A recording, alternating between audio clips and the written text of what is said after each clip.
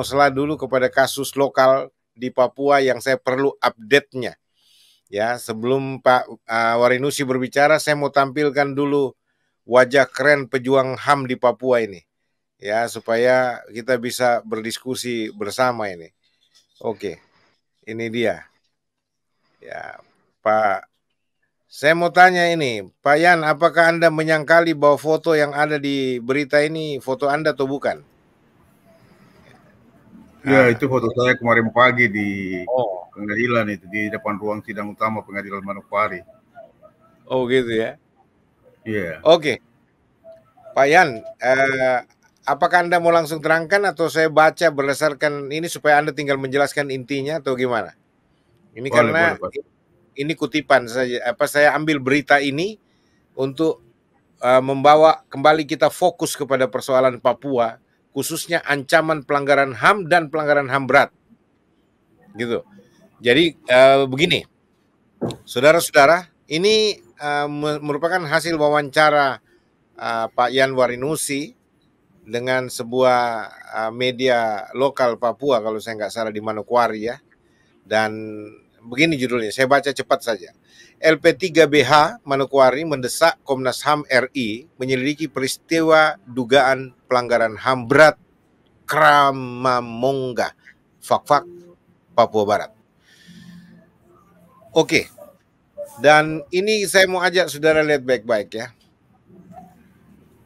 Direktur Eksekutif Lembaga Penelitian, Pengkajian, dan Pengembangan Bantuan Hukum LP3BH Manokwari, Yan Christian Warinusi, kembali mendesak Ketua Komisi Nasional Hak Asasi Manusia Republik Indonesia, Komnas HAM RI, agar memberi perhatian dan segera menindaklanjuti permohonan kami dari LP3BH Manokwari untuk menyelidiki peristiwa dugaan pelanggaran HAM berat di distrik Kramamongga, Kabupaten Fak-Fak, Provinsi Papua Barat. Permintaan kami dari LP3BH Manokwari merujuk pada hasil investigasi lapangan. Ya, ini merujuk pada hasil investigasi lapangan, di mana hasil investigasi tersebut menyatakan bahwa ada 5 oknum anggota BRIMOB Polda Papua Barat. Saya ulangi, ada 5 oknum anggota BRIMOB Polda Papua Barat yang diduga melakukan kekerasan berbentuk menembak mati korban atas nama Kristison Haremba pada Kamis 31 Agustus. Ujar Warinusi dalam keterangannya yang diterima media ini Rabu tanggal 20 bulan 9 2023. Ya. Kemudian pada Sabtu 9 September ini nanti Bapak terangkan kenapa kejadiannya tanggal 31 bulan 8 tapi Bapak baru serahkan acara berita ini kepada media pada tanggal 20 bulan 9. Nanti Bapak jelaskan ya. Nah, kemudian pada Sabtu 9 September 2023 para anggota BRIMOB Polda Papua Barat tersebut diduga kembali melakukan penembakan lagi terhadap warga sipil setempat dan mengakibatkan 4 orang warga sipil tewas seketika pada Sabtu 9 bulan 9 tersebut. Keempat warga sipil tersebut adalah 1. Nelson Hindom, Kampung Tetar, Distrik Teluk Patipi, Kabupaten Fak-Fak. 2. Ortis Haremba, Kampung Wayadi, Distrik Fak-Fak Tengah, Kabupaten Fak-Fak. 3. Sinom Kramandondo, Kampung Manur, Distrik Kramamongga. Dan yang keempat, Neman Gewap di Kampung Gewap, Distrik Kramamongga, Kabupaten Fak-Fak. Kelima korban di atas diduga telah dimakamkan secara cepat oleh anggota BRIMOB Polda Papua Barat tanpa seizin dan tanpa memberitahu lebih dulu pada keluarga para korban tersebut. Tindakan anggota BRIMOB Polda Papua Barat tersebut menurut pandangan kami LP3BH Manokwari diduga kuat mengandung unsur dugaan dilakukannya kejahatan terhadap kemanusiaan, crime against humanity. Hal tersebut jelas tersirat dalam amanat pasal 7, pasal 9 dari Undang-Undang Nomor 26 tahun 2000 tentang Pengadilan Hak Asasi Manusia atau HAM LP3BH Manokwari juga memastikan bahwa para korban penembakan yang merupakan pembunuhan kilat di luar proses hukum, summary execution, terhadap kelima warga sipil di distrik Kramamongga, Kabupaten Fakfak, Provinsi Papua Barat, itu merupakan perbuatan pelanggaran HAM berat yang dapat dituntut secara hukum karena relevan dengan amanat Undang-Undang Nomor 39 tahun 1999 tentang HAM dan Undang-Undang Nomor 26 tahun 2000 tentang Pengadilan HAM, serta sangat relevan dengan tugas Komnas HAM RI sebagaimana diatur dalam Undang-Undang Nomor 39 tahun 1999 dan Keputusan Presiden atau Kepres Nomor 50 tahun 1998. Pungkasnya. Oke, baik Pak Warinusi, Anda bisa jelaskan kedua peristiwa ini. Yang pertama, satu orang ditembak mati oleh Brimob, dan yang kedua Brimob yang sama diduga, anggota Brimob yang sama diduga menembak mati lagi 4 orang di Kramamongga. Lalu Anda langsung menyimpulkan juga setelah uraian-uraian berdasarkan pasal-pasal yang ada, Anda menyimpulkan bahwa ini sudah terindikasi terjadinya pelanggaran HAM berat terhadap orang-orang Papua. Silakan Anda komentar, Pak Warinusi. Terima kasih, Pastor. Yang pertama bahwa sekitar bulan Agustus yang lalu ada terjadi menjelang 17 Agustus ya. Saya lupa tanggalnya, tapi pada waktu itu ada terjadi serangan yang dilakukan oleh sekelompok orang yang jumlahnya sekitar 25 orang ya, ke distrik Kramamongga. Dan serangan itu menyebabkan mereka melakukan pembakaran. Orang-orang ini datang dengan menggunakan parang, alat tajam ya, parang, tombak, panah dengan busur, lalu mereka pakai penutup muka, penutup wajah. Ini menurut keterangan dari sumber kami, kontak person kami di Fakfak ya, bahwa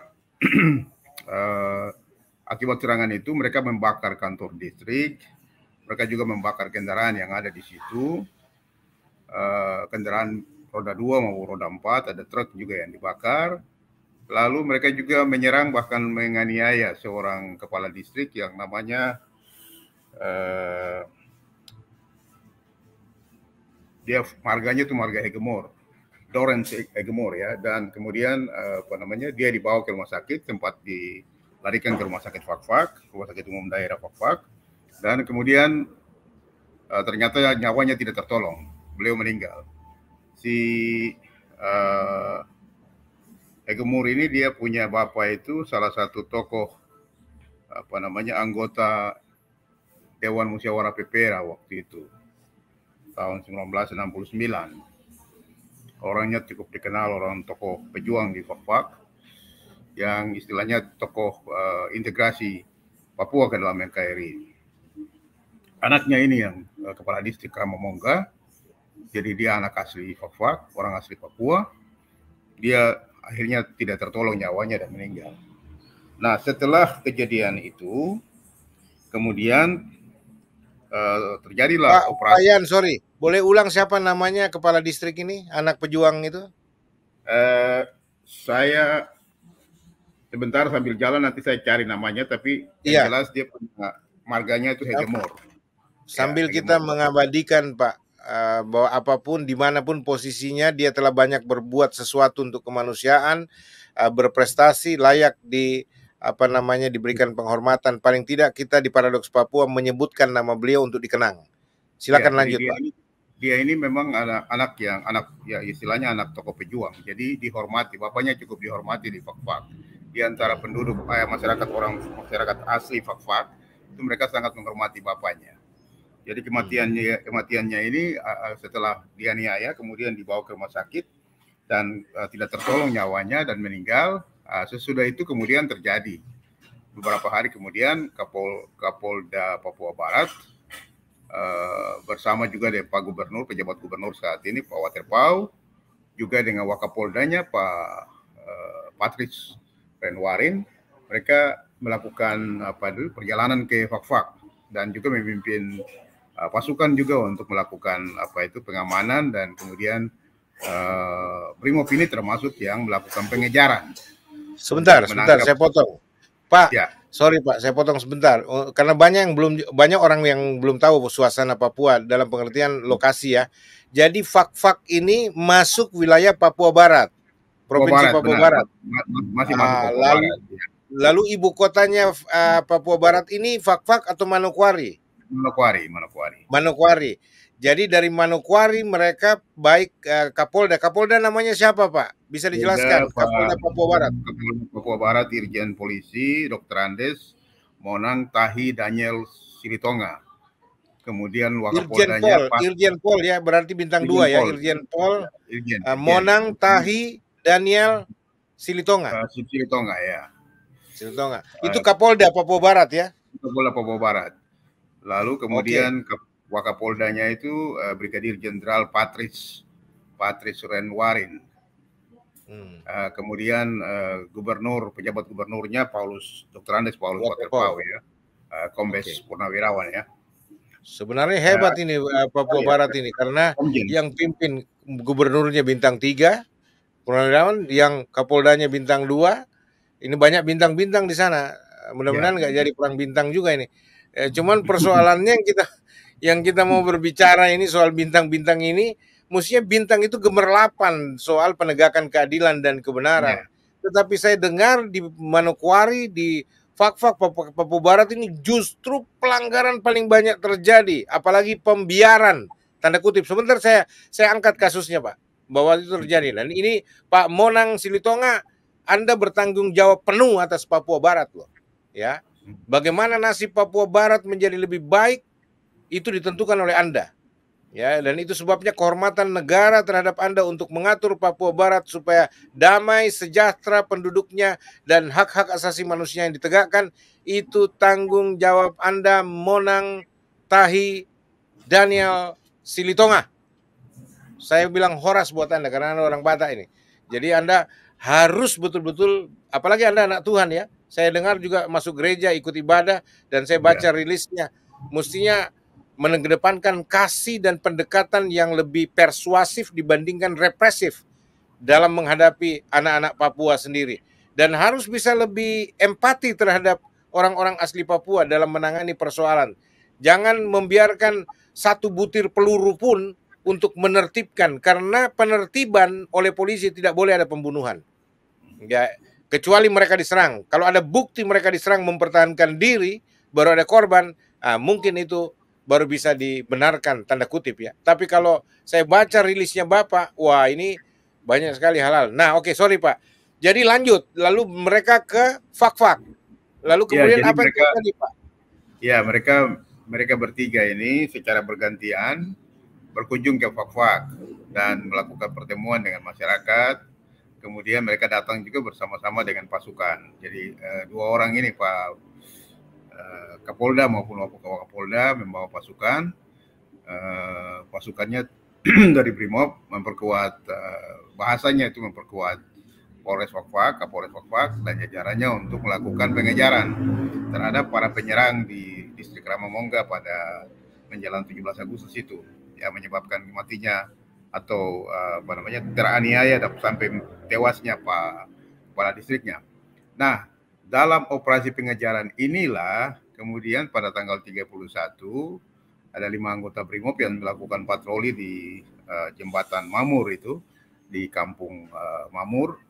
Itu mereka menurut laporan dari sumber kami di kontak person di Fak-Fak, bahwa mereka bertemu dengan ada 3 orang di jembatan itu, 3 orang yang warga setempat yang mereka juga tidak kenal, dia saling mengenal. Nah, pada waktu bertemu itu kan 3 orang ini karena melihat Brimob dengan bersenjata, mereka kaget dan mau istilahnya mau menyelamatkan diri. Nah, yang terjadi adalah langsung ditembak begitu oleh 5 orang anggota Brimob ini. 2 orang sempat menyelamatkan diri, lari, lompat ke hutan dan lari. Satu ini yang langsung tertembak, si Christison Haremba. Dia tertembak dan langsung mati di situ. Ya, langsung jenazahnya kemudian beberapa jam kemudian dievakuasi ke rumah sakit, dikremasi, dan kemudian cepat-cepat pada kejadiannya jam 9 pagi, jenazahnya dimakamkan jam 1 siang menurut informasi ya. Dan kemudian ya sudah, tanpa keluarganya diberikan kesempatan untuk ya artinya mereka harus melihat jenazahnya, kondisinya seperti apa. Tapi kemudian dipanggil pastor dan pastor ikut mendoakan pemakaman itu saja kemudian seperti itu. Nah, lalu kemudian tanggal 9 itu kejadian berikut itu yang ada 4 orang yang pertama dituduh bahwa mereka ini adalah bagian dari kelompok penyerang itu. Lalu kemudian mereka juga langsung dilakukan eksekusi waktu itu. 4 orang yang tadi disebutkan nama-namanya itu Hindom, kemudian ada Gewab, dan kemudian ada 4 orang itu yang tadi disebutkan nama-namanya di dalam pemberitaan itu. Nah, mereka itu kemudian tertembak juga pada tanggal 9, sehingga itu yang saya katakan kalau diakumulasi berarti jumlahnya kan total warga sipil itu semua 5 orang. Kenapa kita bisa mengatakan bahwa itu memastikan warga sipil? Karena pertama mereka tidak bersenjata, terbukti mereka tidak bersenjata. Kemudian yang kedua, pada saat penembakan mereka tidak melakukan perlawanan sesungguhnya. Menurut bahasa dari Kapolda bahwa mereka sempat melakukan perlawanan sampai ada memotong salah satu anggota BRIMOB. Tetapi alasan seperti ini tuh selalu ditemukan dalam banyak kasus. Bukan kasus di Papua Barat saja, di Papua juga, dan hampir di seluruh tanah Papua itu selalu kejadian, selalu ada warga sipil yang tertembak, kemudian mati. Itu selalu alasan yang dipakai oleh kepolisian, itu selalu bahwa mereka melakukan penembakan karena istilahnya mengamankan diri, menyelamatkan diri begitu, membela diri karena mereka diserang oleh warga sipil. Nah, menurut ini kami masih terus verifikasi, tapi berdasarkan hasil hasil investigasi terakhir bisa dipastikan bahwa keempat orang ini juga adalah warga sipil, karena setelah kejadian itu mereka pemakamannya serba mendadak seperti tadi Christison Haremba itu juga cepat sekali dikremasi di rumah sakit dan diberikan kesempatan kepada keluarga untuk melihat, dan kemudian jenazah dengan cepat dikuburkan, dan mereka semua dikuburkan di satu taman pemakaman umum TPU COVID-19 di Kabupaten Fak-Fak. Itu dimakamkan di situ. Nah, oleh karena pertanyaannya itu, kenapa keluarga nggak bisa lihat, Pak? Karena itu kan hak. Itu yang sampai sekarang, ya itu yang sampai sekarang tidak bisa dijawab oleh Kapolda maupun jajarannya. Dan itu menjadi bukti kuat bahwa kami tetap mendesak, P3BH mendesak supaya Komnas HAM harus ambil langkah, karena mereka punya kewenangan sesuai dengan ketentuan di dalam Undang-Undang Nomor 39 Tahun 99 tentang HAM, dan juga di dalam Undang-Undang 26 Tahun 2000 tentang Pengadilan HAM, dan juga di dalam Keputusan Presiden Nomor 50 Tahun 1998 tentang Komnas HAM. Mereka punya kewenangan untuk melakukan investigasi terhadap peristiwa hukum yang diduga keras merupakan pelanggaran HAM berat. Oleh karena itu Komnas HAM harus hari ini, tadi pagi kami telah mengirim pengaduan resmi tertulis kepada Komnas HAM, secara tertulis dikirim lewat lewat pos, agar secara terhormat kita minta kepada Komnas HAM untuk segera mengambil langkah untuk membentuk tim investigasi dan segera melakukan investigasi terhadap kasus ini. Nah, kita tidak menutup mata pada langkah-langkah yang sudah dilakukan oleh kepolisian dalam rangka melakukan pengamanan ataupun penangkapan terhadap mereka-mereka yang diduga keras merupakan kelompok penyerang yang menyerang pada pertengahan Agustus yang lalu di distrik Ramamongga dan mengakibatkan teraniaya sampai tewas atau meninggal atau wafatnya saudara almarhum mantan camat atau mantan kepala distrik Ramamongga, Pak Hegemur. Dengan saat ini informasi yang saya dapatkan dari dua staf saya yang baru sejak kemarin hari ini tiba di Manokwari dari Fak-Fak, melaporkan bahwa ada kurang lebih ada 7 orang yang sekarang ditangkap dan ditahan di Polres Wafak dan disidik langsung oleh tim penyidik yang terdiri dari penyidik di Polres Wafak dan penyidik dari Polda Papua Barat, dari Direktorat Reserse Umum Polda Papua Barat, untuk menyidik mereka untuk peristiwa pembunuhan atau peristiwa penganiayaan berat menurut ketentuan pasal 340 Kitab Undang-Undang Hukum Pidana. Juga dalam peristiwa itu juga sempat ada penangkapan yang dilakukan terhadap kurang lebih ada sekitar 9 orang perempuan. Ditangkap? Ya, 7 orang perempuan yang ditangkap. Ada di dalamnya juga tertangkap ada 2 orang karena mereka ini dituduh ikut memberikan makan begitu ya, artinya yang memberikan makan kepada para kelompok penyerang tadi itu. Jadi 2 orang anak yang ditangkap itu Anton Rohromana yang usianya waktu itu 8 tahun, usianya saat ini 8 tahun. Kemudian Reymusa Rohromana itu usianya baru 2 tahun. Kemudian 7 orang perempuan yang ditahan itu ada Nelly Kramandondo itu 26 tahun, Ina Nelce Tanggahma 21 tahun, Susan Kramandodo itu 36 tahun, Novia Kramandodo 18 tahun, Magdalena Taswa 39 tahun, Christina Haremba 39 tahun, dan Erma Tanggahma 40 tahun. Mereka ini ikut ditangkap dan ditahan oleh jajaran kepolisian dari tim gabungan antara Polres Wafak dan Polda Papua Barat. Dan saat ini masih diperiksa di Polres Wafak. Jadi itu kasus itu terkait dengan tadi dugaan penyerangan atau yang dikategorikan bisa sebagai penganiayaan berat, menurut ketentuan pasal 340 Kitab Undang-Undang Hukum Pidana. Tetapi imbas daripada itu yang tadi saya katakan atau ekses daripada itu yang terjadi, ada kekerasan dalam bentuk yang tadi kita katakan sebagai kejahatan terhadap kemanusiaan sesuai bunyi pasal 6 huruf B, yaitu kejahatan terhadap kemanusiaan, crime against humanity, itu yang menewaskan kurang lebih 5 orang. Peristiwa ini tidak jauh berbeda dengan peristiwa yang terjadi di Yaukimo yang pasti adik Jeffrey juga tahu. Peristiwa itu menewaskan kurang lebih ada 5 orang juga. Yang TPN Papua Barat atau TPN OPM sudah tegas lewat juru bicara Saudara Sebi Sambom sudah menyatakan bahwa itu bukan anggota TPN, dan juga gereja Kingmi di Yaukimo memastikan bahwa 3 orang itu adalah warga sipil. Sehingga dengan demikian berarti 5 orang di Papua dan 5 orang di Papua Barat yang kita katakan sebagai kasus kematian secara sia-sia, yang itu indikasinya menjurus ke peristiwa pelanggaran HAM berat sesuai ketentuan pasal 6, 7, 8, dan 9 daripada Kitab Undang-Undang Nomor 26 tahun 2000, sehingga itu membuka peluang bagi terlibatnya Komnas HAM sebagai lembaga yang punya kompetensi di bidang penyelidikan terhadap pelanggaran HAM berat untuk melakukan penyelidikan terhadap kasus tersebut. Itu yang mendorong kami untuk membuat laporan resmi yang hari ini sudah dikirim ke Komnas HAM.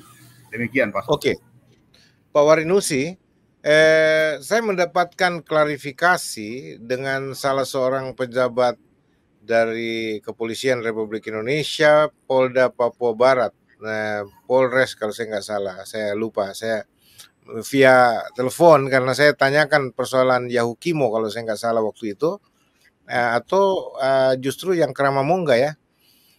Jawabannya begini Pak, bahwa itu bukan orang sipil Pak Bishop, Pak Pendeta katanya, karena mereka didapati bersenjata, ada parang, ada panah, dan ada senpi bahkan senjata api. Nah, bagaimana bisa kita mengatakan itu orang sipil kalau mereka bawa senjata, bawa panah, bawa parang segala macam dan melakukan penyerangan terhadap kami yang berusaha untuk menertibkan? Itu pengakuan dari Polres Polres Manokwari atau Polres apa itu? Fak. Saya lupa. Pokoknya dengan salah satu pejabat polisi yang saya bilang, saya minta nomor dari Kapolda Papua Barat. Waktu itu saya minta langsung secara formal untuk diberikan, saya mau wawancarai beliau, mau tanya apa sebenarnya yang terjadi, kenapa ada kerusuhan seperti ini Pak Kapolda. Tapi beliau bilang nanti ikutin rilisnya Kapolda Papua Barat setelah beliau kembali dari Jakarta saja Pak Joshua katanya. Oke, saya bilang sebenarnya kalau saya nggak dikasih juga saya bisa dapat dari tempat lain nomornya beliau. Tapi saya coba mengikuti prosedural yang resmi Pak Yan Warinusi untuk mendapatkan nomor pejabat yang bersangkutan. Nah, itu sebabnya ketika dikatakan bahwa mereka mendapati itu senjata-senjata yang ada di mereka, baik itu parang, panah maupun ada senjata api, menurut mereka tidak mungkin itu merupakan orang sipil. Itu mereka terindikasi atau paling tidak pendukung KKB itu. Nah, itu sebabnya mereka melakukan penindakan tegas terukur menurut mereka. Nah, Pak, bantahan singkat dari Anda. Apakah betul yang dinyatakan oleh Kepolisian Republik Indonesia Polda Papua ini, Papua Barat ini, bahwa mereka itu bukan orang sipil? Silakan, Pak. Saya sangat percaya kepada kontak person saya kami yang ada di Fak-Fak yang memberikan informasi yang cukup up to date, yang menunjukkan bahwa 4 orang itu atau 4 orang ditambah dengan 1 orang yang pertama Christensen Haremba itu adalah warga sipil karena mereka tidak bersenjata. Mereka tidak bersenjata dan mereka warga sipil biasa sebenarnya. Mereka tidak ada kaitan langsung dengan kejadian. Nah, ini kan sebuah operasi. Jadi operasi itu pasti pasti yang dilakukan itu adalah kalau ada gerakan-gerakan yang mencurigakan, tidak ada istilahnya pendekatan persuasif, yang ada pasti pendekatan yang pressure, pendekatan radikal ya. Dan pasti ujung-ujungnya pasti ada penembakan. Dan itu yang terjadi dalam kasus Wafa. Nah, indikator yang lain adalah bahwa kenapa jenazah mereka tidak sempat diserahkan secara resmi kepada keluarga untuk dimandikan dan lain sebagainya dan dikuburkan secara baik. Kalau memang kematian mereka itu dianggap sebagai, nah ini langsung diamankan dan dikuburkan secara diam-diam tanpa memberikan kesempatan, dan itu saya kira dalam konteks penegakan hukum hak asasi manusia itu dimungkinkan untuk bisa dilakukan semacam reka ulang dan lain sebagainya di kemudian hari nanti. Tetapi ini jelas indikator yang kuat bagi kami untuk saya berani untuk selalu mengatakan bahwa ini adalah pelanggaran HAM berat, dan itu harus kita mendesak supaya Komnas HAM harus turun.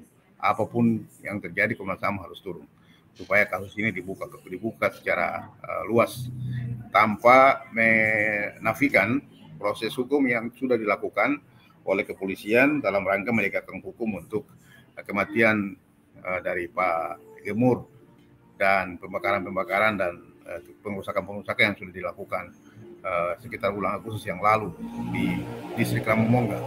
Jadi saya berani mengatakan bahwa ini adalah pelanggaran HAM berat karena 4 orang dan 5 orang termasuk Christensen Haremba itu adalah pelanggaran HAM berat karena mereka ini warga sipil biasa, Pastor.